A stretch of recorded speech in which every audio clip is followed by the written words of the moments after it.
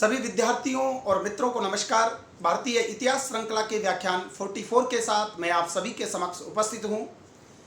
भारतीय इतिहास के अंतर्गत आज जिस विषय बिंदु पर हम अपना व्याख्यान प्रारंभ करने जा रहे हैं उस विषय बिंदु का शीर्षक है भारत पर ब्रिटिश शासन का आर्थिक प्रभाव पार्ट प्रथम। जैसा कि आप सभी जानते हैं कि भारत एक लंबे समय तक ब्रिटिश उपनिवेशवाद के अधीन रहा और ब्रिटिश उपनिवेशवाद ने भारत की अर्थव्यवस्था का एक उपनिवेशवादी अर्थव्यवस्था के रूप में रूपांतरण कर दिया।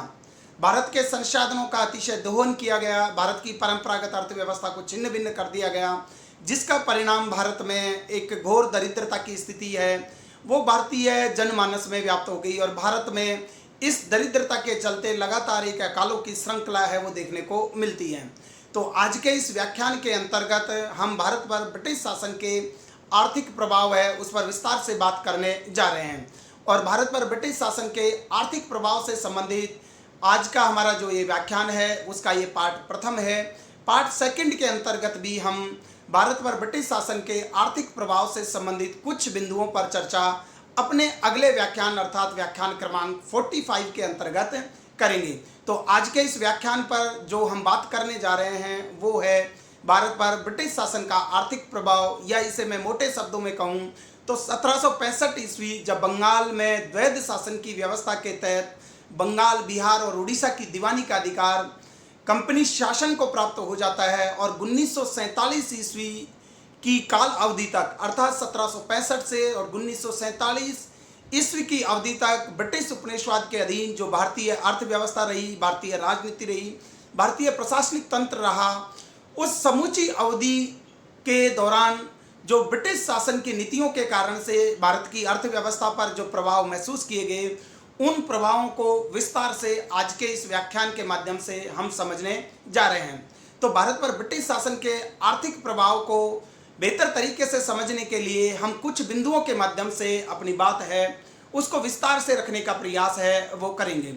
इस व्याख्यान के अंतर्गत सबसे पहले हम बात करेंगे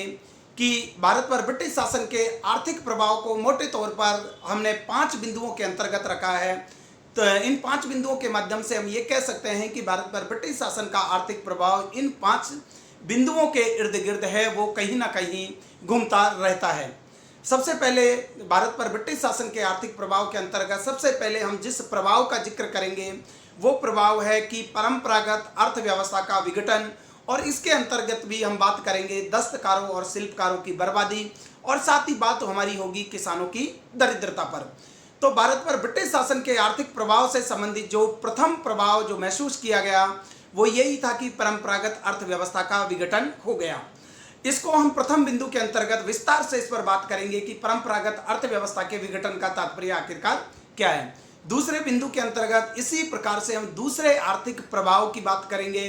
दूसरे आर्थिक प्रभाव के अंतर्गत हम बात करेंगे पुरानी जमींदारियों की तबाही और नई व्यवस्था का उदय, इसका तात्पर्य क्या है। इसी प्रकार से तीसरे प्रभाव के अंतर्गत हम बात करेंगे कृषि में ठहराव तथा उसकी अवनति। चौथे प्रभाव की अगर हम बात करें तो वो था आधुनिक उद्योगों का विकास, और पांचवें प्रभाव की जो हम भारत पर ब्रिटिश शासन के आर्थिक प्रभाव की बात करने जा रहे हैं वो पांचवा प्रभाव था दरिद्रता और अकाल का दुष्चक्र। इनमें से प्रारंभिक 3 प्रभावों को आज के इस व्याख्यान के माध्यम से हम जानने और समझने का प्रयास करेंगे और बाकी के 2 प्रभाव यानी प्रभाव क्रमांक 4 और प्रभाव क्रमांक 5 पर हम कल एक अलग व्याख्यान के माध्यम से अपनी बात है उसको विस्तार से प्रस्तुत करेंगे। तो आज का हमारा व्याख्यान है वो पूरी तरह से केंद्रित है भारत पर ब्रिटिश शासन के आर्थिक प्रभाव से संबंधित। ये आज का ये जो व्याख्यान है ये पाठ प्रथम है। पाठ प्रथम के इस व्याख्यान के अंतर्गत हम 3 आर्थिक प्रभावों की बात करेंगे। सबसे पहले हम बात करने जा रहे हैं परंपरागत अर्थव्यवस्था के विघटन, फिर बात करेंगे पुराने जमींदारों की तबाही और नई व्यवस्था के उदय के बारे में, और तीसरे नंबर पर हम बात करेंगे कृषि में ठहराव और उसकी अवनति के बारे में। तो सबसे पहले हम बात कर लेते हैं कि ब्रिटिश शासन का आर्थिक प्रभाव है भारतीय अर्थव्यवस्था के सभी पहलुओं पर महसूस किया, और शायद ही भारतीय के सामाजिक, आर्थिक, राजनीतिक और सांस्कृतिक जीवन का कोई ऐसा पहलू हो जिस पर ब्रिटिश शासन के आर्थिक प्रभाव है वो महसूस नहीं किए गए हों। हमने विस्तार से विभिन्न व्याख्यानों में इन पर चर्चाएं भी की है, लेकिन आज का हमारा जो व्याख्यान है वो पूरी तरह से इस बात पर केंद्रित है कि भारत पर ब्रिटिश शासन के आर्थिक प्रभाव को अगर हम एक साथ समझना चाहें तो किन बिंदुओं के अंतर्गत और वो कौन से प्रभाव है जिसके माध्यम से हम ये कह सकते हैं कि भारत पर ब्रिटिश शासन का आर्थिक प्रभाव किस प्रकार से महसूस किया गया। तो भारत पर ब्रिटिश शासन का जो आर्थिक प्रभाव है उसको सबसे पहले अगर हम जिस आर्थिक प्रभाव की बात करें तो वो आर्थिक प्रभाव था परंपरागत अर्थव्यवस्था का विघटन। जब हम परंपरागत अर्थव्यवस्था के विघटन की बात कहते हैं और जब हम ये कह रहे हैं कि भारत पर ब्रिटिश उपनिवेशवाद के दौरान भारत की परंपरागत अर्थव्यवस्था का विघटन हो गया, तो हमारे लिए जानना और समझना बेहद आवश्यक है कि यहाँ पर परंपरागत अर्थव्यवस्था का आखिर तात्पर्य क्या है। देखिए, अंग्रेजों से पहले भी भारत में बहुत सारे विदेशी आक्रांता आए और उन्होंने बहुत सारों ने भारतीय राजाओं को पराजित किया और यहाँ पर एक लंबे समय तक अपना शासन भी स्थापित किया। चाहे हम प्राचीन भारत से जिसे ज़्यादातर लोग नाम देते हैं कुषाणों की, शकों की विजय की बात करें, या बाद में हम दिल्ली सल्तनत के शासकों की बात करें या मुगल शासकों की बात करें, ये वो शासक थे जिन्होंने भारत पर आक्रमण करके भारत के तात्कालिक राजवंशों को सत्ता से बेदखल करके यहाँ पर एक लंबे समय तक अपनी शासन सत्ता की स्थापना की। शासन सत्ता की न केवल स्थापना की अपितु यहाँ के आर्थिक संसाधनों का भी उन्होंने अपने उद्देश्यों के लिए उपयोग किया। लेकिन जब हम परंपरागत अर्थव्यवस्था की बात कर रहे हैं तो अंग्रेजों से पहले आने वाले जितने भी विजेता थे उन्होंने परंपरागत अर्थव्यवस्था के स्वरूप में कोई परिवर्तन नहीं किया। परंपरागत अर्थव्यवस्था का तात्पर्य यह है कि अंग्रेजों के आने से पहले भारत के ज़्यादातर जो ग्रामीण जो परिवेश है, गाँव का जो इलाका है, वो ग्रामीण स्वावलंबी अर्थव्यवस्था के रूप में जाना जाता था। अर्थात ग्रामीण स्वावलंबी अर्थव्यवस्था का तात्पर्य यहाँ पर यह है कि गांव में जो लोग काश्त का काम करते थे, खेती का काम करते थे, वो लोग नियमित रूप से उनका अपनी ज़मीन पर वंशानुगत अधिकार है वो बना हुआ था। उनको ज़मीन से किसी भी हालात में बेदखल नहीं किया जाता था और ये गांव के लोग हैं संबंधित शासक के द्वारा लगान की मांग करने पर समय पर अपना लगान है वो चुकाया करते थे। गाँव का जो सामुदायिक जीवन है वो आपसी भाईचारे पर आधारित था, उसमें किसी भी प्रकार के वाणिज्यवादी मूल्यों का प्रवेश नहीं था। अर्थात गांव की अर्थव्यवस्था है वो बाजार की शक्तियों के अधीन है वो नहीं थी। मैं बात कर रहा हूं परंपरागत अर्थव्यवस्था की कि भारत की परंपरागत अर्थव्यवस्था क्या थी। भारत की परंपरागत अर्थव्यवस्था में शहरों में रहने वाले लोग विभिन्न प्रकार की वस्तुएं बनाते थे। इनमें सूती कपड़े यहाँ पर उन्नत किस्म के बुने जाते थे और इसके अलावा हस्तशिल्प की बहुत सारी उन्नत वस्तुएं थी, ज्वेलरी की वस्तुएं बनाई जाती थी, इसके अलावा मिट्टी के बर्तन बनाए जाते थे। तो हैंडीक्राफ्ट्स की बहुत सारी वस्तुएं हैं शहरों में लोगों के द्वारा बनाई जाती थी और भारत की ये उन्नत जो दस्तकारों के द्वारा बनाई गई वस्तुओं की मांग विदेशों में भी काफ़ी प्रचुरता से थी। इसके अलावा जो गांव का जो किसान था वो अपना स्वावलंबी जीवन जीता था, उसकी ज़मीन पर उसको उसके अधिकार से बेदखल नहीं किया जाता था और ज़मीन पर एक प्रकार से उसका वंशानुगत अधिकार है वो बना हुआ था। कोई भी विदेशी आक्रांता है चाहे भले ही उसने ऊपर की शासन सत्ता में परिवर्तन कर दिया हो, लेकिन गाँव के आर्थिक जीवन में, दस्तकारों और शिल्पकारों के आर्थिक जीवन में किसी भी प्रकार का कोई गतिरोध, किसी भी प्रकार का कोई अवरोध, किसी भी प्रकार का कोई ठहराव है वो देखने को नहीं मिला। क्योंकि सिर्फ जो बाहरी आक्रांता है या किसी राजा ने किसी दूसरे राज्य के ऊपर अपना अधिकार स्थापित कर लिया तो सिर्फ ऊपर के प्रशासनिक तंत्र में परिवर्तन हुआ और राज्य की तरफ से, संबंधित राजा की तरफ से लगान वसूल करने वाले कर्मचारी और अधिकारी वर्ग में परिवर्तन हुआ। लेकिन परंपरागत अर्थव्यवस्था के स्वरूप के साथ में कोई छेड़छानी नहीं की गई। ये थी भारत की परंपरागत अर्थव्यवस्था और बिचौलियों के माध्यम से लगान की वसूली होती थी। परंपरागत भूस्वामी कुलीन वर्ग है वो गांव के लोगों के साथ सामुदायिकता की भावना के आधार पर जुड़ा हुआ था, क्योंकि जमीन से अब अगर कोई किसान लगान समय पर चुका सकने में असमर्थ हो तब भी उस किसान से उसकी जमीन के बेदखली नहीं की जाती थी। किसी भी हालात में जमीन को खरीदा और बेचा नहीं जा सकता था। चाहे हम दिल्ली सल्तनत के शासकों की बात करें या मुगल शासकों की बात करें, दिल्ली सल्तनत के शासकों या मुगल शासकों ने भारत की ग्रामीण स्वावलंबी आर्थिक जीवन में किसी भी प्रकार का कोई हस्तक्षेप नहीं किया। भारत के पुराने जो दस्तकार, जो शिल्पकार है, वो पहले की तरह अपनी आर्थिक गतिविधियों का संचालन करते रहे। ग्रामीण अर्थव्यवस्था अपने पहले वाले पैटर्न पर बरकरार रही, अर्थात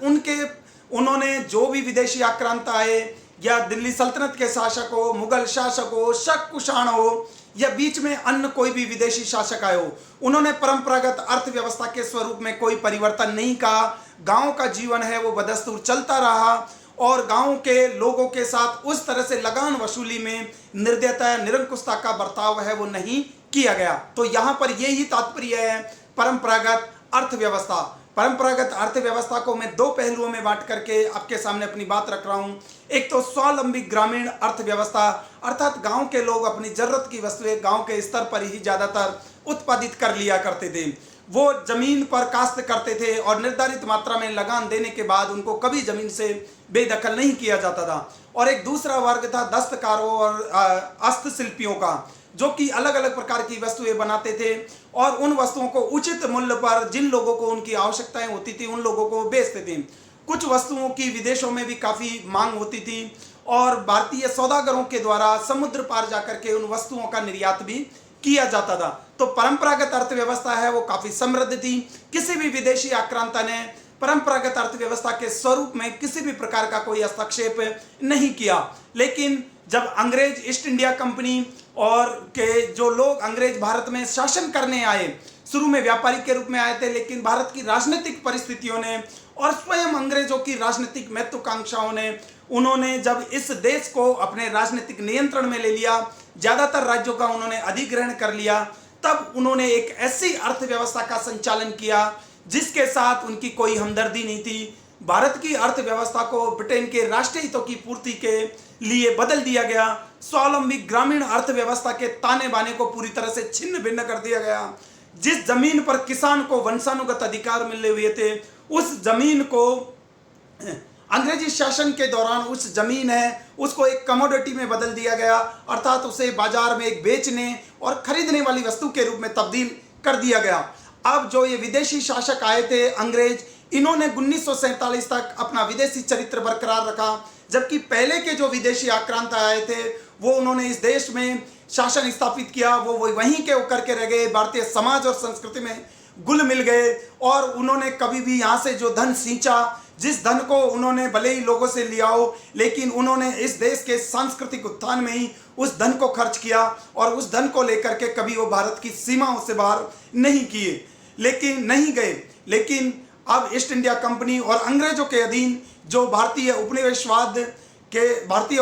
जो व्यवस्था स्थापित की गई थी, अंग्रेजों ने अपने राष्ट्रीय हितों की पूर्ति के लिए उसमें जो भी पैसा भारत के लोगों से लिया गया, जो भी संसाधनों का दोहन लिया गया, उन संसाधनों का अंतिम निकास है ब्रिटेन में होता था, लंदन में होता था, ब्रिटेन के राष्ट्रीय हितों की पूर्ति के लिए होता था, ब्रिटेन के साम्राज्यवादी और उपनिवेशवादी हितों के प्रचार प्रसार के लिए उस संसाधनों का इस्तेमाल किया जाता था। इन लोगों की परंपरागत ग्रामीण अर्थव्यवस्था के साथ कोई दिलचस्पी नहीं थी। इन लोगों ने किसानों की जो जमीन है उसको एक कमोडिटी में बदल दिया, किसानों की जमीन को बेचने वाली वस्तु के रूप में तब्दील कर दिया। परंपरागत जमींदार वर्ग है वो पूरी तरह से तबाह हो गए और उसके बाद में जब किसान अगर समय पर लगान नहीं चुकाते थे तो अंग्रेजों के अधीन शासन व्यवस्था में उस किसान को उसकी जमीन से बेदखल कर दिया जाता था। उस किसान को के जो जमींदारों के साथ परंपरागत लगान वसूल करने वाले वर्ग के साथ जो उसके परंपरागत संबंध बने हुए थे, उन संबंधों को इस अंग्रेजी भू राजस्व की व्यवस्था ने, अंग्रेजी आर्थिक शोषणकारी नीतियों ने एकदम से पूरी व्यवस्था को बर्बाद कर दिया, पूरी व्यवस्था को ध्वस्त कर दिया। परंपरागत अर्थव्यवस्था का विघटन हो गया। दस्तकार और शिल्पकारों को एक तरह से उनके सामान बनाने से रोका गया और अगर वो सामान बनाते तो उनको अंग्रेजों के सौदागरों, अंग्रेज व्यापारियों के लिए कम कीमत पर वो सामान बनाने के लिए उनसे करार किए गए और न केवल करार किए गए अपितु अंग्रेजों ने करार किए गए कीमत से भी कम कीमत पर उनको उनका सामान बेचने के लिए बाध्य किया। और कच्चे माल के संसाधनों पर इन अंग्रेज व्यापारियों ने, अंग्रेज सौदागरों ने कच्चे माल के संसाधनों पर जब अधिकार कर लिया तो भारतीय दस्तकार और हस्तशिल्पी है वो कच्चे माल की अनुपलब्धता के चलते किसी भी प्रकार की कोई वस्तु का निर्माण नहीं कर सके। अगर उन्हें वो वस्तु का निर्माण करना होता तो कच्चे माल को, जो कि उनके देश में ही उत्पादित होता था, अंग्रेजों की शोषणकारी आर्थिक नीतियों के कारण उस कच्चे माल के भी स्वामी हैं, उस कच्चे माल के स्रोतों के जो स्वामी हैं वो पूरी तरह से अंग्रेज बन चुके थे और अंग्रेजों से उन्हें ऊंची कीमत पर उस कच्चे माल को खरीदना पड़ता। तो भारत के दस्तकारों और हस्तशिल्पियों ने जब इस प्रकार दिन रात मेहनत करने के बाद में भी उनको उनके उत्पादों की सही कीमत नहीं मिलती थी, उनकी रोजी रोटी उससे नहीं चलती थी, उनका भरपेट भोजन नहीं मिलता था, तो दस्तकार और हस्तशिल्पियों की ये व्यवस्था है वो भी बर्बाद हो गई। ये थी परंपरागत अर्थव्यवस्था का विघटन। क्योंकि अंग्रेज जब इस देश में आए तो उन्होंने कभी भी भारत को अपनी भूमि नहीं माना, भारत के सभ्यता और संस्कृति के साथ वो घुले मिले नहीं, जैसा कि पहले के विदेशी आक्रांताओं ने किया। वो भले ही विदेशी आक्रमणकारी के रूप में भारत आए हो, लेकिन पहले के चाहे दिल्ली सल्तनत के शासक हो, मुगल शासक हो, शक कुषाण हो या हूण हो, उन्होंने इस देश को ही अपना देश माना। यहाँ से जो संसाधन इकट्ठे किए, यहाँ के लोगों से जिन करों के रूप में राशि वसूल की, वो उन्होंने इस देश के सांस्कृतिक उत्थान में लगा दी, इस देश के लोगों के जीवन को सुधारने में लगा दी। लेकिन अंग्रेजों ने जिस आर्थिक व्यवस्था की भारत में नींव रखी, जिस भारतीय अर्थव्यवस्था को औपनिवेशिक अर्थव्यवस्था में रूपांतरित किया, अंग्रेजों का इस देश के साथ कोई हमदर्दी नहीं थी। उन्होंने जो भी भारतीय धन संपदा इकट्ठी की उसकी अंतिम निकास है वो ब्रिटेन में होता था, उसका लंदन में होता था। ब्रिटेन की औद्योगिक क्रांति को आगे बढ़ाने के लिए भारत के आर्थिक संसाधनों, भारत के कच्चे मालों और भारत के खाद्यान्नों को उसकी पूर्ति के लिए लगा दिया गया। तो ये थी हमारी परंपरागत अर्थव्यवस्था का विघटन जो अंग्रेजी शासन के दौरान हमें देखने को मिलता है। तो हम जो ये बात कर रहे थे कि अंग्रेजी शासन अपनी प्रकृति में हमेशा विदेशी बने रहे, अर्थात अगर वो भी भारत को अपना देश मानते तो शायद अंग्रेजी शासन है वो भारत के लिए इतना शोषणकारी नहीं होता। लेकिन अंग्रेजों ने सिर्फ भारत को उस स्रोत के रूप में देखा, उस कामधेनु गाय के रूप में देखा जिससे ज्यादा से ज्यादा आर्थिक संसाधनों का दोहन किया जाए, ज्यादा से ज्यादा लोगों से लगान वसूली की जाए। यहाँ के लोगों के सुख दुख से, यहाँ के लोगों के दुखों की उनको कोई परवाह नहीं थी। यहाँ के लोग किस तरह के गरीब हो गए थे, जो समृद्ध देश के निवासी थे, वो अंग्रेजों की शोषणकारी आर्थिक नीतियों के कारण जो गरीब हो गए थे उनसे इनको कोई वास्ता नहीं थी। और जब अंग्रेजों की इस तरह से शोषणकारी आर्थिक नीतियों के दुष्परिणाम विभिन्न प्रकार के अकालों के रूप में हमारे सामने आते हैं, तो भारत की अर्थव्यवस्था का रूपांतरण औपनिवेशिक अर्थव्यवस्था में हो गया। यह थी परंपरागत अर्थव्यवस्था का विघटन। स्वावलंबी ग्रामीण अर्थव्यवस्था और इसका परंपरागत ढांचा है वो छिन्न भिन्न कर दिया गया। और परंपरागत अर्थव्यवस्था के विघटन को, जैसा कि मैंने कहा अभी, कि हम इसे दो रूपों में समझ सकते हैं। एक तो दस्तकार और शिल्पकारों की बर्बादी हो गई, क्योंकि दस्तकार और शिल्पकार वो थे जो कि शहरों में रह करके और कुछ लोग गांव में रह करके जरूरत की वस्तुएं बनाते थे, और किसान है वो खेती के माध्यम से अनाज का उत्पादन है वो करते थे। लेकिन दस्तकार और शिल्पकारों की बर्बादी है अंग्रेजी हुकूमत के राष्ट्रीय हितों की पूर्ति के लिए, अंग्रेजी ईस्ट इंडिया कंपनी के अपने आर्थिक हितों के लिए भारतीय दस्तकार और शिल्पकारों को उनके काम करने से रोकना, उनके सामान बनाने से रोकना या उसको पूरी तरह से पतन की अवस्था में ले जाना इसलिए आवश्यक थे, क्योंकि अगर वो ऐसा नहीं करते तो ब्रिटेन के औद्योगिक कारखानों में बने हुए सामान भारत में किस प्रकार से बिक पाते। क्योंकि ब्रिटेन के औद्योगिक कारखानों में जब भाप की शक्ति के माध्यम से, जब आधुनिक तकनीक के माध्यम से बड़े पैमाने पर वस्तुओं का उत्पादन होने लगा, तो उन वस्तुओं के उत्पादन को भारतीय बाजार में खपाने के लिए यह आवश्यक था कि पहले दस्तकार और शिल्पकारों पर इस तरह के अलग अलग प्रतिबंध लगाए जाएं, ताकि भारतीय दस्तकार और शिल्पकार उन वस्तुओं का उत्पादन करने के लिए हतोत्साहित हो और भारत के लोगों को जब जरूरत के लिए वस्तुओं की आवश्यकता पड़े तो वो ब्रिटिश वस्तुओं के लिए एक ग्राहक के रूप में काम करें। तो शहरी हस्तशिल्पों का पतन किया गया। शहरी हस्तशिल्पों का पतन करने के लिए जिस प्रक्रम को अपनाया अंग्रेजी ईस्ट इंडिया कंपनी ने विभिन्न विचारधाराओं के प्रभाव के चलते, वो थी 1813 ईस्वी में भारत के संदर्भ में मुक्त व्यापार की नीति भारत पर लागू की गई। मुक्त व्यापार की नीति का मतलब यह है कि भारत में अब किसी भी प्रकार के विदेशी सामान के आने में किसी भी प्रकार की कोई रोक टोक नहीं होगी, किसी भी प्रकार का कोई शुल्क है वो नहीं लगेगा। लेकिन अंग्रेज, चूंकि उनका इस देश के साथ में कोई हमदर्दी नहीं थी, भारत एक ब्रिटिश उपनिवेशवाद के अधीन जा चुका था और भारत के दस्तकारों और शिल्पकारों के आर्थिक हितों की इस विदेशी चरित्र वाली सरकार को किसी भी प्रकार की कोई परवाह नहीं थी। 1813 ईस्वी में जिस मुक्त व्यापार की नीति को प्रगतिशील सोच के रूप में अंग्रेजों ने लागू किया, उस प्रगतिशील सोच में हमें एक प्रकार से दोगलापन है वो दिखाई देता है। क्योंकि भारतीय दस्तकारों और शिल्पकारों की जो बनी हुई वस्तुएं जब यूरोप के देशों में जाती थी, ब्रिटेन में जाती थी बिकने के लिए, तो उन वस्तुओं पर इतना कर लगाया जाता था, अर्थात 100-200% तक कर उन पर आरोपित किया जाता था। ताकि भारतीय दस्तकारों और शिल्पकारों की हाथ से बनी हुई उन्नत किस्म की वस्तुएं यूरोप के बाजारों में और ब्रिटेन में नहीं बिक सके। क्योंकि अगर ब्रिटेन के बाजारों में वो वस्तुएं बिकती तो ब्रिटेन की औद्योगिक क्रांति है वो अपने आरंभ होने से पहले ही समाप्त हो गई होती।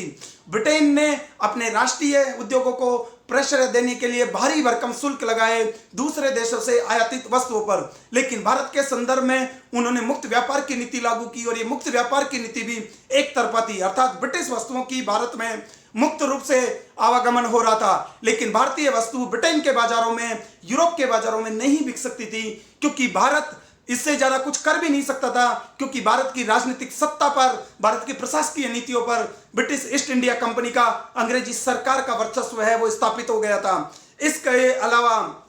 कच्चे माल के संसाधनों पर भी अंग्रेज उद्योगपतियों, पूंजीपतियों का और व्यापारियों का कब्जा है वो हो चुका था। तो दस्तकारों और शिल्पकारों को ना तो वस्तुएं बनाने के लिए कच्चे माल है वो कम कीमत पर मिल पा रहे थे, और अगर किसी कारण से वो उच्च कीमतों पर उस कच्चे माल को खरीद ले तो फिर उनके भारतीय बाजार ही उनके हाथ से छिन गए थे, क्योंकि ब्रिटेन के औद्योगिक कारखानों में बनी हुई वस्तुएं वो कम कीमत पर भारतीय बाजारों में बेतासा भेजी गई, उनकी अधिक मात्रा में आपूर्ति की गई, जिसके कारण से भारतीय जो जनसामान्य है वो कम कीमत पर वस्तुएं खरीदने के लिए प्रेरित हुआ, और दस्तकार और शिल्पकारों की वस्तुएं भारतीय लोगों के लिए महंगी पड़ने लगी, क्योंकि दस्तकार और शिल्पकारों को उन वस्तुओं को बनाने के लिए कच्चा माल है वो महंगे मूल्य पर अंग्रेज व्यापारियों और सौदागरों से खरीदना पड़ा। तो एक सोचे समझी रणनीति के तहत, ताकि ब्रिटेन की औद्योगिक क्रांति के उत्पादों के लिए भारत को एक अनुकूल बाजार के रूप में तब्दील किया जा सके, ब्रिटेन के नवजात उद्योगों को संरक्षण दिया जा सके, इसलिए सबसे पहले भारत पर मुक्त व्यापार की नीति लागू की गई, लेकिन भारत की वस्तुओं पर ब्रिटेन और यूरोप में भारी भरकम कर लगाया गया। इसके अलावा जब बाद में बात आई कि रेलवे का भारत में विकास किया गया, तो 1853 ईस्वी में लॉर्ड डलहौजी के प्रयास से रेलवे का विकास किया गया, लेकिन रेलवे के विकास में भी ब्रिटिश उद्योगपति और पूंजीपतियों की भारी भरकम पूंजी लगी हुई थी, और तात्कालिक भारत की ब्रिटिश सरकार ने ब्रिटिश उद्योगपति और पूंजीपतियों को एक प्रकार से 2.5 से 5% लाभांश की जो गारंटी है वो उस समय दे रखी थी, कि अर्थात आप जितनी पूंजी लगाएंगे उस पर इतना लाभांश आपको निश्चित रूप से दे होगा। इसके अलावा अगर रेलों के चरित्र को देखो तो रेलों ने भी दस्तकार, शिल्पकारों की और परंपरागत अर्थव्यवस्था के विघटन में भूमिका निभाई। वो भारतीय लोगों के आर्थिक हितों में, भारतीय लोगों की आर्थिक समृद्धि में कोई सहायक नहीं हुई, क्योंकि रेल एक विदेशी पूंजीपतियों के द्वारा बिछाई गई थी। ब्रिटेन के राष्ट्रीय हितों की पूर्ति से वो पूरी तरह से संलग्न हो गई थी। रेलवे के माध्यम से ब्रिटेन के औद्योगिक कारखानों में बने हुए सामानों की भारत के दूर दराज के क्षेत्रों में आसानी से आपूर्ति की जाने लगी। इसके अलावा कच्चे माल के संसाधनों को रेलवे के माध्यम से इकट्ठा करके बंदरगाहों के माध्यम से तेजी से इंग्लैंड भेजा जाने लगा, लेकिन भारतीय जो दस्तकारों, शिल्पकारों की बनी हुई वस्तुओं के डिस्ट्रीब्यूशन में इस रेलवे ने कोई योगदान नहीं दिया। तो भारत के आर्थिक शोषण में भी रेलवे ने बहुत बड़ी भूमिका निभाई, लेकिन भारत के आर्थिक संसाधनों की कीमत पर इस रेलवे का विकास किया गया, क्योंकि ब्रिटिश पूंजीपति और उद्योगपतियों ने रेलवे के विकास में जो पूंजी लगाई, उस रेलवे के विकास के जो लाभांश है उन ब्रिटिश उद्योगपति और पूंजीपतियों को जो रिटर्न है वो भारत के आर्थिक संसाधनों से दिया जाना था। भारत के आर्थिक संसाधन रेलवे के विकास में लगे, हालांकि लगाया ब्रिटिश पूंजीपति और उद्योगपतियों ने था, लेकिन अगर हम गहराई से जाकर के देखें तो भारत के आर्थिक संसाधन इसके अंदर लगे हुए थे, लेकिन भारत के उद्योगपतियों, भारत के हस्तशिल्पकारों, भारत के दस्तकारों की वस्तुओं के उत्पादन को बढ़ावा देने के लिए, उनकी सप्लाई के लिए ये रेलवे एक प्रकार से प्रतिबंधित था, और ये ब्रिटेन के औद्योगिक उत्पादों के वितरण की प्रक्रिया में ही ये लगातार है वो प्रयासरत थी। और इस रेलवे के विकास ने ही भारत में ब्रिटिश साम्राज्यवाद और ब्रिटिश अर्थव्यवस्था की जकड़न को और भी मजबूती से लागू किया। ब्रिटिश वस्तुओं की भारत में भरमार हो गई। सूत और सूती कपड़ा बुनने वाले उद्योगों को सबसे ज्यादा धक्का लगा, क्योंकि लंकाशायर का मतलब जहां सूती कपड़ों की बड़े पैमाने पर मिलें स्थापित की गई थी इंग्लैंड में, तो इंग्लैंड की सूती कपड़ों का जब औद्योगिक कारखानों में उत्पादन होने लगा और औद्योगिक कारखानों में वो कम कीमत पर उत्पादित होने लगा, तो इस सूती कपड़े की भी भारत में भरमार हो गई। लेकिन भारत जिस सूती कपड़े के लिए जाना जाता था, जिसकी एक जमाने में ब्रिटेन और यूरोप में मांग थी, जब ब्रिटेन की औद्योगिक क्रांति में बना हुआ, कम कीमत पर बना हुआ, एक सस्ते श्रम पर बना हुआ तेज गति से सूती कपड़ों का उत्पादन होने लगा और वो भारतीय बाजारों में तेजी से आने लगा, तो भारत के सूती और सूत कपड़ा बुनने में जो संलग्न जो लोग थे उनकी आजीविका है वो छिन्न भिन्न हो गई। इसके अलावा रेशमी, ऊनी, लोहा, मिट्टी के बर्तन, सीसा, कागज, धातु, बंदूकें, जाजरानी, तेलदानी, चमड़ा शोधन और रंगाई उद्योग की हालत है वो बुरी हो गई, अर्थात ये उद्योग पूरी तरह से बर्बाद हो गए। और दस्तकारों और शिल्पकारों की समृद्धि के लिए जाने जाने वाले भारत के कुछ महत्वपूर्ण शहरी क्षेत्र जिसमें हम नाम ले सकते हैं जैसे ढाका का, मुर्शिदाबाद का, सूरत और कई घनी आबादी वाले शहर जो अपने दस्तकार और शिल्पकारों के नाम से जाने जाते थे, जो विभिन्न प्रकार के हाथ से बनी हुई वस्तुओं के महत्वपूर्ण केंद्र के रूप में जाने जाते थे, जो परंपरागत अर्थव्यवस्था में एक महत्वपूर्ण व्यापारिक केंद्र थे, महत्वपूर्ण जैसे वस्तुओं के मैन्युफैक्चरिंग हब के रूप में जाने जाते थे। लेकिन अंग्रेजों की शोषणकारी आर्थिक नीतियों के कारण, ब्रिटिश औद्योगिक वस्तुओं की भारतीय बाजारों में भरमार के कारण ढाका, मुर्शिदाबाद, सूरत और कई घनी आबादी वाले शहर जनशून्य हो गए, वो शहर खंडर के रूप में तब्दील हो गए। तो दस्तकारों और शिल्पकारों की बर्बादी के पीछे जो सबसे बड़ा कारण था वो भारतीय अर्थव्यवस्था का ब्रिटेन की अर्थव्यवस्था के अधीन हो जाना था, अर्थात ब्रिटेन की राष्ट्रीय हितों की पूर्ति के लिए भारतीय अर्थव्यवस्था के संसाधनों का अतिशय इस्तेमाल किया गया, जिसके कारण से दस्तकारों और शिल्पकारों की बर्बादी करना जरूरी था। दस्तकारों और शिल्पकारों की बर्बादी की भी गई एक सोची समझी रणनीति के तहत, एक सोची समझी प्लानिंग के तहत, क्योंकि ऐसा करना ब्रिटेन की औद्योगिक क्रांति को जिंदा रखने के लिए आवश्यक था। ब्रिटेन को अपने राष्ट्रीय उद्योग जो कि अभी नवजात प्रकृति में थे, जो अपनी शैशव अवस्था में थे, उन उद्योगों के संरक्षण के लिए ब्रिटेन की राष्ट्रीय सरकार को ऐसा करना आवश्यक था। और ब्रिटेन की राष्ट्रीय सरकार ने प्रतिबंधात्मक शुल्कों के माध्यम से और भारत में उन वस्तुओं के संदर्भ में मुक्त व्यापार की नीति लागू करके ऐसा किया। लेकिन भारत की वस्तुओं को संरक्षण देने के लिए उस समय एक राष्ट्रीय सरकार की जरूरत थी जिसका चरित्र भारतीय भूमि से संबंधित हो। लेकिन चूंकि ये अफसोस की बात है कि भारत पर उस समय ब्रिटिश सत्ता विराजमान थी, ब्रिटेन ने सिर्फ अपनी औद्योगिक क्रांति को आगे बढ़ाने के बारे में सोचा, ब्रिटेन के राष्ट्रीय हितों की पूर्ति के लिए सोचा, ब्रिटेन के साम्राज्यवादी और उपनिवेशवादी हितों के लिए सोचा, ब्रिटिश पूंजीपतियों, उद्योगपति, सौदागरों और साहूकारों और महाजनों के हितों के लिए सोचा। इन सब का परिणाम यह हुआ कि भारत की परंपरागत अर्थव्यवस्था का विघटन हुआ। और परंपरागत अर्थव्यवस्था के विघटन के रूप में जो सबसे पहले जो काम किया गया वो किया गया दस्तकार और शिल्पकारों की बर्बादी। परंपरागत अर्थव्यवस्था के विघटन के अगर हम दूसरे रूप में देखें तो किसानों की दरिद्रता भी हमारे सामने है, वो उभर करके आती है। किसानों की दरिद्रता इस संदर्भ में है क्योंकि अंग्रेजों ने चाहे ईस्ट इंडिया कंपनी के रूप में जब प्रारंभिक दौर का शासन हो या बाद में ब्रिटिश राज के अधीन, अंग्रेजों का एक ही उद्देश्य था कि भारत से ज्यादा धन संसाधन की वसूली की जाए।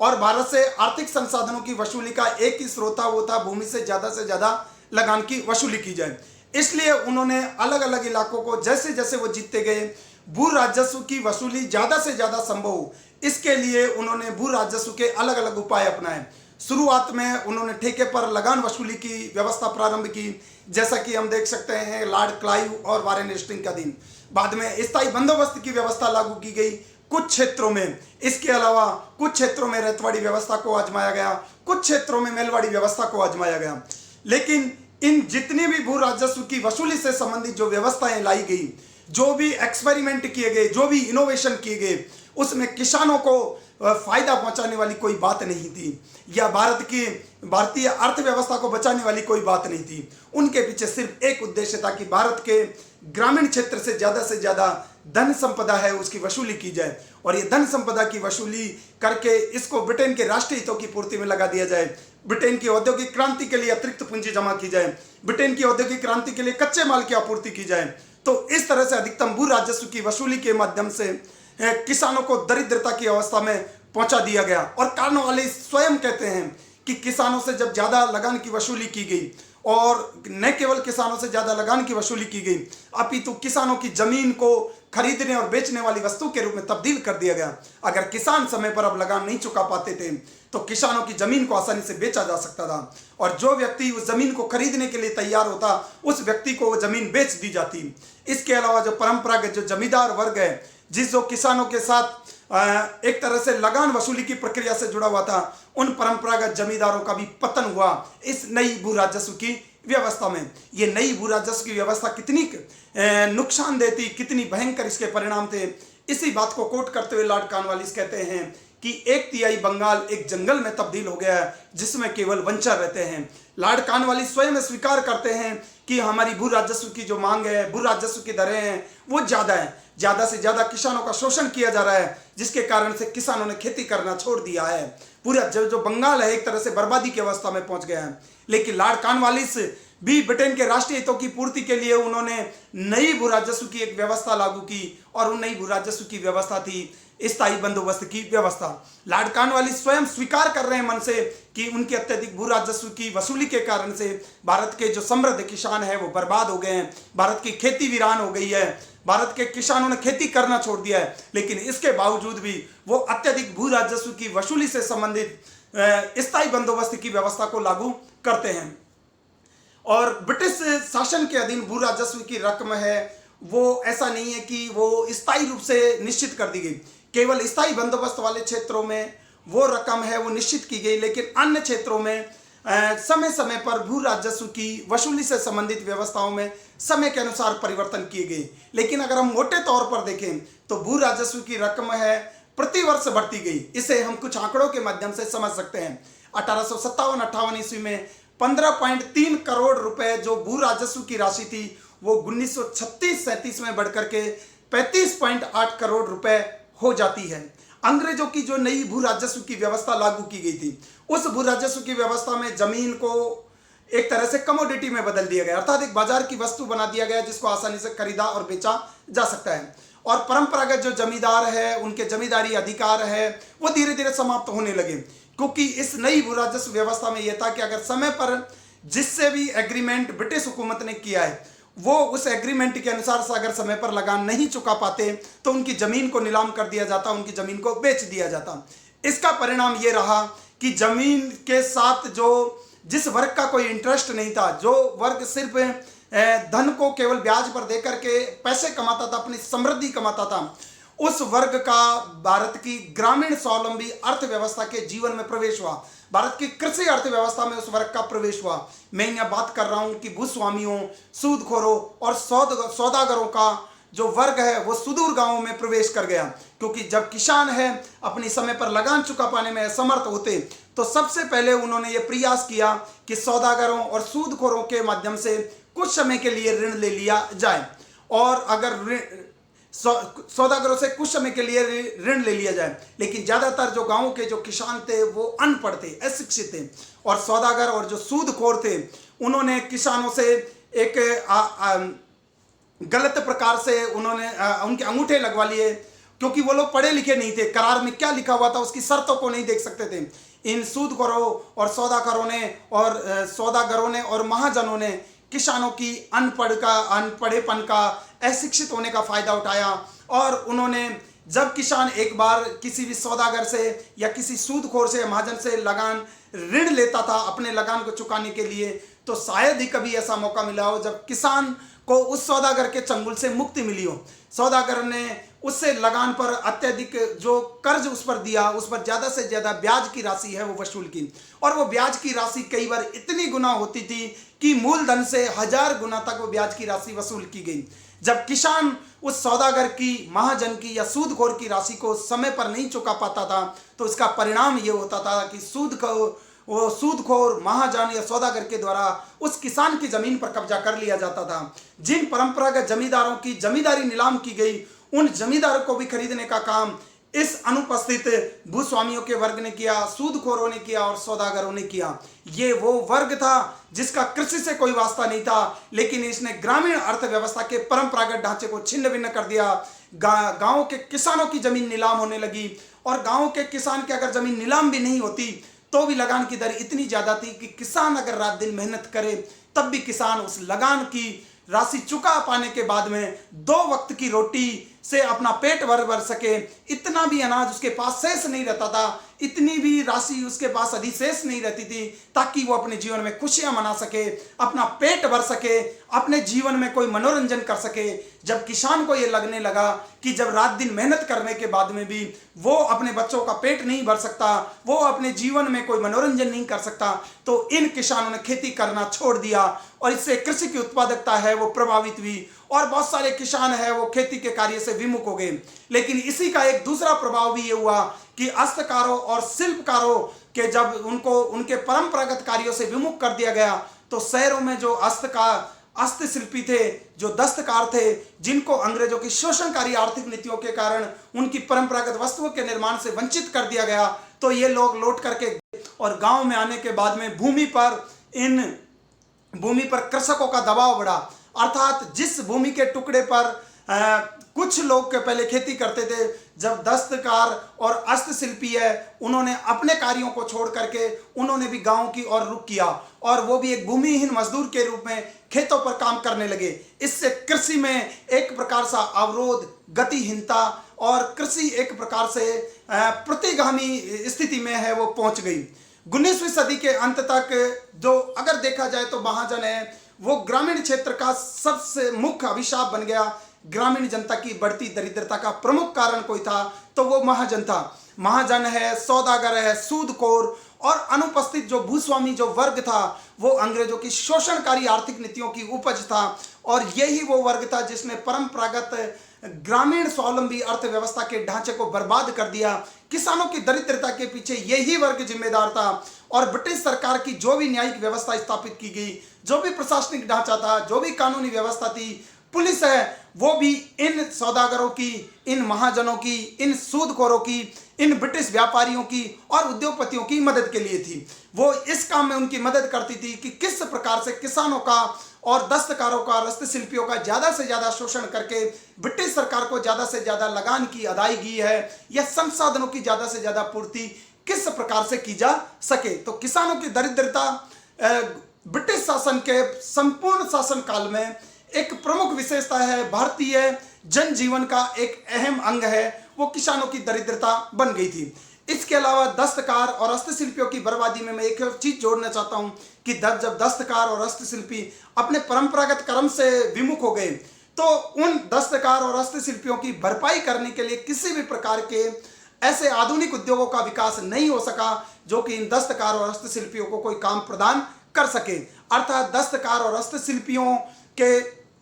को उनके परंपरागत कामों से विमुख करने से भारत में एक प्रकार से डी इंडस्ट्रियलाइजेशन यानी जिसे हम कहें अवौद्योगिकरण की स्थिति पैदा हो गई। अर्थात भारत के जो छोटे मोटे जो इकाइयां थी, जो वर्कशॉप थी, वो अंग्रेजों की शोषणकारी आर्थिक नीतियों के कारण से बंद हो गए और लोगों की निर्भरता कृषि पर ज्यादा से ज्यादा बढ़ी। लेकिन कृषि से पहले से ही ज्यादा उत्पादन नहीं हो रहा था। कृषि के जिस इलाके पर किसान खेती करते थे उससे इतना ज्यादा लगान उससे वसूल किया जाता था कि उस खेती को करने से भी किसान का कोई फायदा नहीं होने वाला था, किसान का पेट नहीं भरने वाला था, किसान के जीवन में कोई समृद्धि नहीं आने वाली थी। तो कुल मिलाकर परंपरागत अर्थव्यवस्था का विघटन करके भारत को औद्योगिक ब्रिटेन का एक कृषि उपनिवेश में तब्दील कर दिया जाता है। तो यह ब्रिटिश शासन का अहम आर्थिक प्रभाव था जो भारतीय अर्थव्यवस्था, भारत के सामाजिक जीवन पर महसूस किया गया, जिसे हम कह सकते हैं परंपरागत अर्थव्यवस्था का विघटन। और परंपरागत अर्थव्यवस्था के विघटन को हम दो रूपों में देख सकते हैं, एक तो हस्तशिल्पियों और एक दस्तकारों की बर्बादी और दूसरा है किसानों की दरिद्रता के रूप में। अब हम बात कर लेते हैं कि ब्रिटिश शासन के आर्थिक प्रभाव के रूप में अगर हम दूसरा कोई प्रभाव देखना चाहें तो वो क्या है। तो आज दूसरा जो प्रभाव है जिसकी हम बात कर सकते हैं वो है पुराने जमींदारों की तबाही और नई व्यवस्था का उदय हुआ। पुराने जमींदारों की तबाही क्योंकि ये ब्रिटिश भू राजस्व नीतियों का परिणाम था। पुराने जो जमींदार थे वो गांव के किसानों के साथ है वो सामुदायिकता पर और भाईचारे के संबंध पर आपस में जुड़े हुए होते थे। अगर किसान परंपरागत अर्थव्यवस्था में किसी कारण से समय पर लगान नहीं चुका पाते तो जमींदार उनके साथ कोई जोर जबरदस्ती नहीं करते थे, कोई छीना झपटी नहीं करते थे या उनके बीवी बच्चों को कोड़े नहीं लगाते थे या इसके अलावा किसानों से उस तरह की बेगार नहीं करवाते थे। लेकिन अंग्रेजों की जो भू राजस्व व्यवस्था और अंग्रेजों की जो आर्थिक नीतियों के कारण से जो ज़्यादा से ज़्यादा लगान वसूली की व्यवस्था पर जोर दिया गया, चाहे किसी भी माध्यम से हो, उसने पुराने जमींदारों के हाथों में शुरुआत में ये लगान वसूली की जिम्मेदारी ब्रिटिश हुकूमत ने दी, लेकिन ब्रिटिश हुकूमत एक मामले में पूरी तरह से अडिग थी, निश्चल थी कि अगर समय पर लगान की वसूली नहीं होती है, समय पर लगान की अदायगी नहीं होती है, तो इन जमींदारों की जमींदारी है वो किसी अन्य व्यक्ति को नीलाम कर दी जाएगी। तो इस नई व्यवस्था में अगर हम देखें तो ब्रिटिश भू राजस्व ने उच्च दरें निर्धारित की, जमीन को कमोडिटी में तब्दील कर दिया। जमीन को कमोडिटी में अगर ब्रिटिश हुकूमत तब्दील नहीं करती तो उनके समय पर किसानों से लगान की जो वसूली है वो समय पर संभव नहीं होती। इसलिए जमीन को कमोडिटी में बदलना इसलिए आवश्यक हो गया था ताकि अगर कोई किसान या जमींदार अपनी जमींदारी से लगान की अदायगी में किसी भी प्रकार की कोई आनाकानी करे तो निर्धारित तिथि के तक इंतजार किया जाए और उसके बाद में उसकी जमीन को किसी अन्य व्यक्ति को बेच दिया जाए। ये तभी किया जा सकता था जब जमीन को एक कमोडिटी में बदला जाए, और ब्रिटिश आर्थिक व्यवस्था के अधीन भारत में जमीन को एक कमोडिटी में तब्दील कर दिया गया। इसका परिणाम ये हुआ, चूंकि परंपरागत जमींदार जो कि किसानों के साथ हजार वर्षों से रहते आ रहे थे, सैकड़ों वर्षों से जो रहते आ रहे थे, किसानों के साथ उनके एक अच्छे संबंध थे, सामुदायिकता के प्रणाली पर गांव का जीवन आधारित था। जब परंपरागत जमींदारों ने जब किसान समय पर लगान की अदायगी नहीं कर पाते थे तो परंपरागत जमींदारों ने उनसे कोई जोर जबरदस्ती नहीं की, उनके साथ सहानुभूति रखी। लेकिन अब जो यहाँ पर जो शासन सत्ता करने वाली सरकार एक ऐसी सरकार थी जिसके नीति निर्धारक, जिसके नीति नियंता लंदन में बैठे हुए थे और उनका एक ही उद्देश्य था कि भारत से ज़्यादा संसाधनों का दोहन किया जाए। तो उन्होंने इन परंपरागत जमींदार है, इनकी जमींदारों को ऐसे व्यक्तियों के हाथों में नीलाम कर दिया जिसका जमीन से कभी कोई वास्ता नहीं था, या जिसे हम कहें कि शहरी कुलीन वर्ग है, शहरी जैसे कि सौदागर है, महाजनों के हाथों में इस परंपरागत जमींदारों की जमींदारी का नीलाम कर दिया। तो हम कह सकते हैं कि ब्रिटिश शासन की आर्थिक व्यवस्था के अधीन परंपरागत जमींदारों का विलोपन किया गया और अनुपस्थित जमींदारों का कृषि व्यवस्था में प्रवेश हुआ। यह थी नई व्यवस्था की शुरुआत। पुरानी जमींदारों की तबाही के फलस्वरूप भूमि ऐसे लोगों के हाथों में चली गई जिनका भूमि की उत्पादकता और किसानों के साथ किसी भी प्रकार की कोई सहानुभूति नहीं थी। ये जो नई व्यवस्था है उस नई व्यवस्था में जमीनों पर जिसको कब्जा दिया गया वो थे सौदागर, वो थे महाजन, वो थे शहर में रहने वाला भूस्वामी वर्ग, शहर में रहने वाला कुलीन वर्ग, जिसने किसानों से लगान की वसूली में पूरी निर्दयता पूर्ण व्यवहार किया और अपने बिचौलियों को वो असीमित अधिकार दिए। क्योंकि जो ये वर्ग है जिसने परंपरागत जमींदारों की जमींदारी हासिल की थी, ये रहता शहरों में था और इन्होंने अपने बिचौलियों के माध्यम से उनको लगान वसूली करने के लिए सारे अधिकार दिए। उन्होंने कहा कि किसानों से जिस माध्यम से भी हो लगान की वसूली की जाए, भले ही उन पर कितना भी अत्याचार करना पड़े। और ब्रिटेन का भारत में जो प्रशासनिक सेटअप स्थापित किया था, न्यायिक व्यवस्था स्थापित की थी, या विभिन्न प्रकार के जो कानून बनाए गए थे वो इन सौदागरों, इन महाजनों, इन सूदखोरों और शहरों में रहने वाले अनुपस्थित जमींदार वर्ग के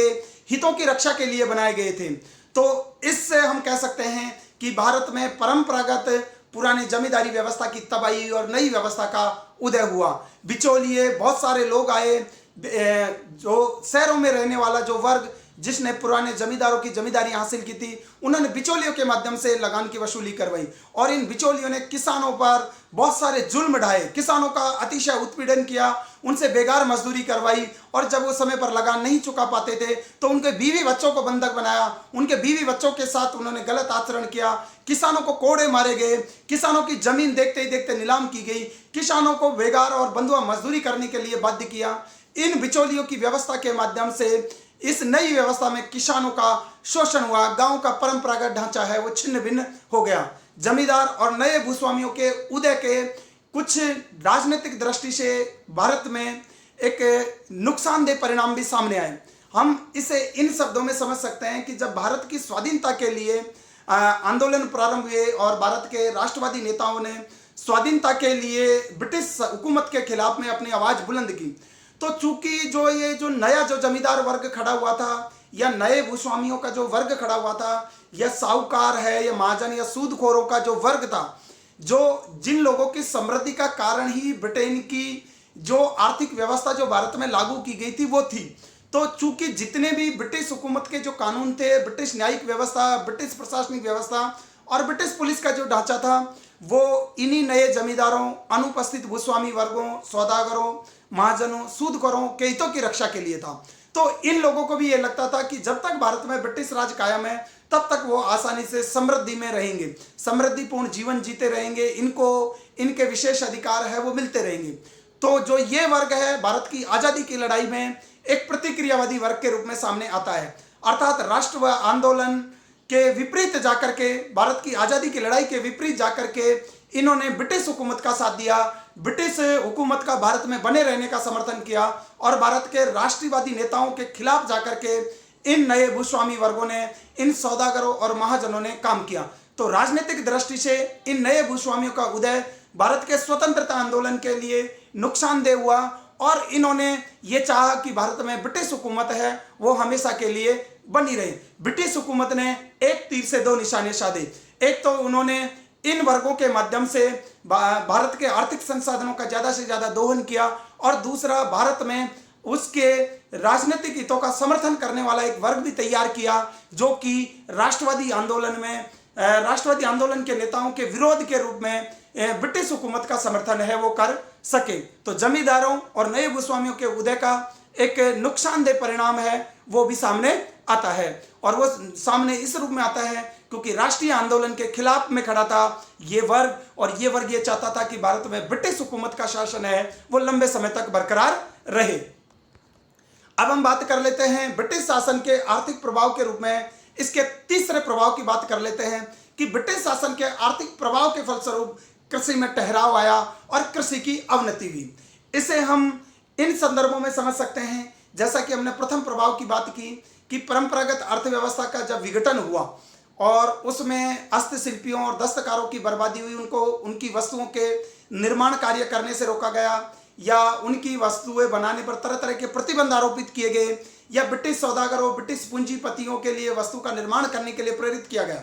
तो इन हस्तशिल्पियों और दस्तकारों ने इन वस्तुओं के निर्माण से कार्य करना एक प्रकार से बंद कर दिया या वो बहुत सीमित मात्रा में उत्पादन करने लगे और वो भी चोरी छुपे। इन लोगों ने ये सोचा कि अब अपना भरण पोषण करने के लिए इससे अच्छा है कि वापस गांवों की ओर पलायन है वो कर लिया जाए। तो कृषि पर जनसंख्या का बहुत ज़्यादा दबाव है वो बढ़ा।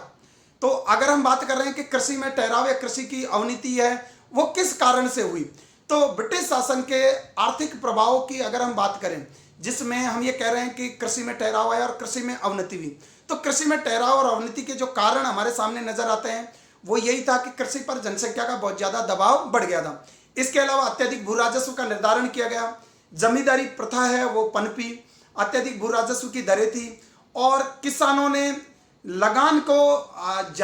हर संभव चुकाने का प्रयास किया। उनका जमीन के साथ में एक आत्मीयता का रिश्ता था और वो नहीं चाहते थे कि उनकी जमीन है किसी दूसरे के हाथ में जाए। तो इससे पहले जो किसानों को जब उनकी पैदावार नहीं होती थी और किसी कारण से उनको लगता था कि इस पैदावार जो हुई है या पैदावार नहीं हुई है उसके कारण से वो समय पर लगान नहीं चुका पाएंगे, तो वो ये भी नहीं चाहते थे किसान की उनकी ज़मीन नीलाम हो या उनकी ज़मीन किसी को बेची जाए। तो इससे पहले उन्होंने अपनी ज़मीन को बचाने का प्रयास किया और वो प्रयास ये किया कि उन्होंने सौदागर, महाजन या सूदखोर से ऋण लिए ऊंची ब्याज दरों पर और किसानों पर बहुत ज़्यादा जो ऋण का भार है वो बढ़ गया। और किसान जो एक बार सौदागर और महाजन से जो ऋण लेते थे वो सौदागर और महाजनों ने किसान है उनके अशिक्षित होने का फ़ायदा उठाया और कागजों में इस प्रकार से हेरा फेरी की कि किसान है कभी उस ऋण के चंगुल से निकल नहीं पाए। किसान रात दिन मेहनत करने के बाद में भी वो एक तो सौदागरों और महाजनों से जो किसी कारण से ऋण ले लिए गए उस ऋण को चुका पाने की स्थिति में नहीं था। और ऋण जब नहीं चुकता था तो किसान है रात दिन मेहनत करने के बाद में भी उसके पास में इतना अन्न नहीं बचता था कि उसका पेट भर सके या उसके जीवन में कोई वो कुछ आमोद प्रमोद के कुछ समय है वो व्यतीत कर सके। तो बढ़ती ऋण ग्रस्तता के कारण से कृषि में ठहराव आया, किसानों में दरिद्रता बहुत ज़्यादा बढ़ गई थी। तो कृषि में जो ठहराव है वो इन कारणों से आया जिनकी हम बात कर रहे हैं। कृषि पर जनसंख्या का बढ़ता दबाव, अत्यधिक भू राजस्व का निर्धारण, जमींदारी प्रथा के पनपने, बढ़ती ऋणग्रस्तता और किसानों की बढ़ती दरिद्रता के कारण से खेती में एक ठहराव आ गया, खेती में एक अवरोध आ गया, खेती प्रतिगामी स्थिति में पहुंच गई, अर्थात कृषि में कुछ भी नया होने की संभावनाएं नहीं थी। इसके विपरीत है कृषि ने एक अधोमुखी रूप है वो धारण कर लिया। इसे अगर हम कुछ आंकड़ों के माध्यम से अपनी बात को रखें तो वो ज़्यादा स्पष्ट होगी। तो 1901 और 1939 के बीच में कुल कृषि उत्पादन है वो 14% कम हो गया। इसके अलावा जब जमीन पर जनसंख्या का बहुत ज़्यादा दबाव बढ़ा तो जो जमीन है, मान लो कि किसी जमीन के एक टुकड़े पर पहले एक किसान खेती कर रहा है, लेकिन हस्तशिल्पियों और जब दस्तकारों ने जब अपने परंपरागत काम से वो विमुख हो गए ब्रिटिश शासन की शोषणकारी आर्थिक नीतियों के कारण से, तो उन हस्तशिल्पियों और दस्तकारों को भी चूंकि गांव में ही आना था और गांव में आकर के जमीन पर, कृषि योग्य भूमि पर उनका भी दबाव बढ़ा। तो जमीन का जो पहले एक किसान के हाथ में जो जमीन थी, अब वो जमीन एक किसान की बजाय 10 लोगों के हाथ में उस जमीन का बंटवारा किया गया। तो जमीन का उप विभाजन और अपखंडन बढ़ा, और जब जमीन छोटे छोटे टुकड़ों में हो जाती है तो उस जमीन पर उस तरीके से कृषि उत्पादन है वो नहीं हो सकता जिस तरह से एक बड़े टुकड़े पर कृषि उत्पादन किया जा सकता है। तो इसके कारण से भी कृषि में ठहराव आया, कृषि की अवनति हुई। तो जमीन पर जनसंख्या का दबाव बढ़ने से क्या हुआ कि जमीन का उप विभाजन हुआ, जमीन छोटे छोटे टुकड़ों में हुई, जमीन का अपखंडन है वो बढ़ा। ब्रिटिश सरकार ने, चूंकि ब्रिटिश हुकूमत का जो पूरे ब्रिटिश शासन काल के दौरान अर्थात 1947 तक एक ही उद्देश्य था कि वो भारतीय कृषि में सुधार करने की बिल्कुल भी इच्छुक नहीं थी, और भारतीय कृषि में आधुनिकीकरण करने का भी कोई प्रयास है उसने नहीं किया। उसने ऐसा नहीं कि किसानों से जब वो ज़्यादा लगान की वसूली कर रही है तो उसका ये दायित्व बनता था कि वो किसानों को उन्नत बीज उपलब्ध करवाए, उनको सिंचाई के साधन उपलब्ध करवाए, या आधुनिक टेक्नोलॉजी है वो से किसानों का परिचय करवाए, या आधुनिक कृषि शिक्षा के माध्यम से किसानों को जागरूक करें कि किस प्रकार से आप कृषि का उत्पादन बढ़ा सकते हैं। चूंकि ब्रिटिश सरकार है उसको सिर्फ किसानों से ज़्यादा लगान वसूली की चिंता थी, और वो ब्रिटेन के राष्ट्रीय हितों की पूर्ति के लिए लगी हुई थी। भारत के किसानों किस अवस्था में रह रहे हैं, कितनी दरिद्रता में जीवन यापन कर रहे हैं, क्या किसानों से लगान की राशि लेने के बाद उन किसानों के पास पेट भरने के लिए भी भोजन बचा है या नहीं बचा है, क्या किसान के जीवन में कभी खुशी के कोई दिन भी हैं या नहीं है, इन बातों से कोई सरोकार है वो ब्रिटिश हुकूमत को नहीं था। तो ब्रिटिश सरकार ने कृषि के सुधार और आधुनिकीकरण में कोई दिलचस्पी नहीं ली। अगर हम बात करें वहीं दूसरी ओर जो ब्रिटिश सरकार है रेलवे पर लगातार पैसे खर्च करती जा रही थी, वो भी भारत के आर्थिक संसाधनों पर, आर्थिक संसाधनों के माध्यम से, लेकिन उसी अनुपात में उसने कृषि के सुधार में या कृषि में कुछ नया करने में दिलचस्पी नहीं दिखाई, ताकि किसानों के कृषि उत्पादन बढ़े और आसानी से लगान की समय पर चुका सके, और लगान चुकाने के बाद में किसानों के पास इतनी तो पैदावार बचनी चाहिए ताकि किसान है आराम से 2 वक्त की रोटी के माध्यम से अपना पेट भर सके। तो अगर हम रेलवे और कृषि के संदर्भ में कुछ जो पैसा एक्सपेंडिचर किया गया ब्रिटिश सरकार के, उसको अगर हम आंकड़ों के आधार पर देखें तो भी ब्रिटिश सरकार की कृषि के प्रति उदासीनता की जो नीति है वो स्पष्ट उजागर हो जाती है। भारत सरकार ने 1905 ईस्वी तक रेलवे पर 3 अरब 60 करोड़ रुपए से अधिक खर्च किए, मगर सिर्फ कृषि में सिर्फ एक क्षेत्र में छोटे मोटे प्रयास हुए, और वो भी सिंचाई पर। सिंचाई पर जो इस दौरान जो पैसा खर्च हुआ वो हुआ 50 करोड़ से कम खर्च हुए। तो ये राशि है भारत में कृषि के विकास को गति देने के लिए बहुत कम थी, अपर्याप्त थी। भारत की कृषि की तकनीक है उसमें कोई आधुनिक तकनीक का इस्तेमाल नहीं किया गया, और भारत में लकड़ी के जो फाल है उसी से किसान है वो हलों के माध्यम से अपनी कृषि है वो करते रहे। आधुनिक लोहे के फालों का या आधुनिक कृषि तकनीक का खेती में कोई इस्तेमाल नहीं किया गया। भारतीय कृषि वो तकनीकी दृष्टि से निश्चल बनी रही। कृषि शिक्षा है वो किसानों को देने का कोई प्रयास नहीं किया गया। और अगर मैं बात करूं तो 1939 ईस्वी तक पूरे भारत में केवल 6 कृषि कॉलेज थे। अर्थात कितने कॉलेज थे? सिर्फ 6 कृषि कॉलेज थे, जिनमें सिर्फ 1306 विद्यार्थी पढ़ते थे। और जो भारत का जो सबसे समृद्ध इलाका है बंगाल, बिहार, उड़ीसा और सिंध, वहाँ तो एक भी कृषि कॉलेज नहीं थी। ब्रिटिश हुकूमत का सिर्फ एक उद्देश्य था कि जिस किसी भी माध्यम से हो, जिन किन्हीं भी वर्गों के सहयोग के माध्यम से हो, भारत के किसानों से ज़्यादा लगान की वसूली की जाए। भारत के किसानों को किस हालात में रह रहे हैं इससे उनका कोई वास्ता नहीं था, क्योंकि वो एक ब्रिटिश सरकार थी। उसको, भारत को उन्होंने कभी अपना देश नहीं माना। भारत के संसाधनों को ब्रिटेन के राष्ट्रीय हितों की पूर्ति के लिए उन्होंने अर्पित कर दिया। तो ब्रिटिश शासन के इन आर्थिक दुष्प्रभावों के चलते भारत में घोर गरीबी है वो व्याप्त हो गई। भारत की परंपरागत अर्थव्यवस्था बर्बाद हो गई। भारत का अब औद्योगिकरण हुआ, और औद्योगिकरण के नाम पर जो छोटे मोटे दस्तकार और हस्तशिल्पियों के जो कार्यशालाएं चलती थी वो एक प्रकार से बंद हो गई या उनको हतोत्साहित किया गया। किसानों में बहुत ज़्यादा दरिद्रता बढ़ गई। परंपरागत स्वावलंबी ग्रामीण अर्थव्यवस्था है वो छिन्न भिन्न हो गई। कृषि में ठहराव आया, कृषि की अवनति हुई और किसानों ने खेती कार्य करना ही छोड़ दिया। कृषि पर जनसंख्या का बहुत ज़्यादा दबाव बढ़ा, लेकिन किसान दिन रात मेहनत करने के बाद में भी किसान के जीवन में ना कोई खुशी थी, किसान के जीवन में ना कोई भोजन था, किसान के जीवन में ना कोई मनोरंजन था। सिर्फ किसान के जीवन में था तो सिर्फ कठोर परिश्रम और साहूकार और महाजनों के चंगुल में फंसते जा रही ऋणग्रस्तता की स्थिति। तो इसे हम इस संदर्भ में देख सकते हैं। तो ब्रिटिश शासन के आर्थिक प्रभावों से संबंधित हमने 3 पहलुओं की आज हमने चर्चा की। उसमें सबसे पहले हमने बात की परंपरागत अर्थव्यवस्था के विघटन की, दूसरे नंबर पर हमने बात की कि नई व्यवस्था के उदय और पुरानी जमींदारी व्यवस्था के तबाह होने की बात की, और तीसरे आर्थिक प्रभाव के अंतर्गत हमने बात की कृषि में ठहराव और कृषि की अवनति के बारे में। ब्रिटिश शासन के 2 आर्थिक प्रभावों की बात हम ब्रिटिश शासन के आर्थिक प्रभाव पार्ट सेकेंड के अंतर्गत कल एक अलग व्याख्यान में करेंगे, जिसके अंतर्गत हम बात करेंगे कि ब्रिटिश शासन के आर्थिक प्रभाव के फलस्वरूप क्या भारत में कोई आधुनिक उद्योग स्थापित हुए, अगर हुए तो उनकी प्रकृति क्या थी, और अगर नहीं हुए तो क्यों नहीं हुए, वो उसकी बात हम करेंगे। इसके अलावा हम बात करेंगे कि दरिद्रता के कारण से जो विभिन्न प्रकार के अकाल आए, वो अकाल किन किन इलाकों में पड़े, उन अकालों की भयावहता को हम किस रूप में देख सकते हैं। तो ब्रिटिश शासन के आर्थिक प्रभाव से संबंधित 2 प्रभावों की चर्चा हम कल के व्याख्यान में करेंगे। आज के इस व्याख्यान में हमने 3 आर्थिक प्रभावों की चर्चा की है। तो इन 3 आर्थिक प्रभावों पर आधारित परीक्षा में बहुत सारे प्रश्न हैं, वो लगातार पूछे जाते रहे हैं। और ब्रिटिश शासन के आर्थिक प्रभाव वो एरिया है सिलेबस का, कंपटीशन का, जहाँ से संकल्पनात्मक प्रश्न है पंक्तियों के रूप में पूछे जाते रहे हैं। तो इस व्याख्यान से